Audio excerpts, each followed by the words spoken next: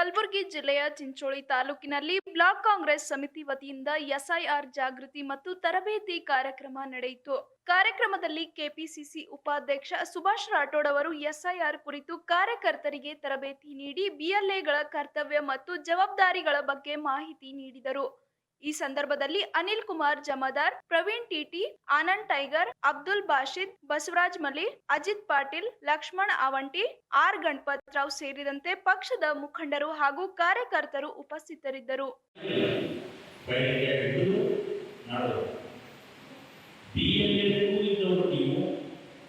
ಇದು ಕಾಂಗ್ರೆಸ್ ಪಕ್ಷದ ಹುದ್ದೆ ಅಲ್ಲ, ಸಂವಿಧಾನಿಕ ಹುದ್ದೆ ನಿಮಗೆ ಸಿಕ್ಕಿರೋದು.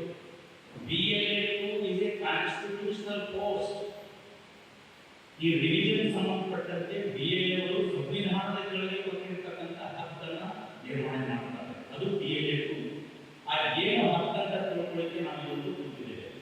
ನಮ್ಮ ಕರ್ತವ್ಯ ಏನು ಅಂತ ತಿಳ್ಕೊಳ್ಳಿಕ್ಕೆ ನಾವು ಇವತ್ತು ಇಲ್ಲಿ ಕೂತಿದ್ದೇವೆ.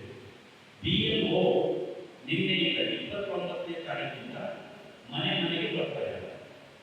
ಆ ಬೂತ್ ವ್ಯಾಪ್ತಿಗೆ ಸಂಬಂಧಪಟ್ಟಿರ್ತಕ್ಕಂಥ BLA ನಮ್ಮ ಪಕ್ಷದವರಾಗಿರ್ಬೋದು, ಅನ್ಯ ಪಕ್ಷದವರಾಗಿರ್ಬೋದು, ನಾವು BLO ಜೊತೆ ಹೊಂದಾಣಿಕೆಯಿಂದ ಕೆಲಸ ಮಾಡಿ ನಮ್ಮ ಬೂತ್ನಲ್ಲಿರ್ತಕ್ಕಂಥ ಎಲ್ಲ ಅರ್ಹ ಮತದಾರರು, ಎಲಿಜಿಬಲ್ ವೋಟರ್ ಮತ್ತೊಮ್ಮೆ ಅರ್ಜಿ ಹಾಕಿ ಜೊತೆ BLA ಮನೆ ಮನೆಗೆ ವಿಸಿಟ್ ಮಾಡಬೇಕು.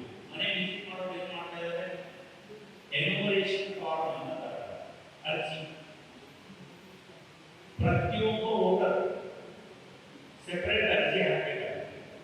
ನನ್ನ ಮನೆಗೆ 5 ವೋಟರ್ ಅಂದ್ರೆ 5 ಫಾರ್ಮ್ ಬರ್ತಾರೆ. 5 ಫಾರ್ಮ್ ತುಂಬಬೇಕು.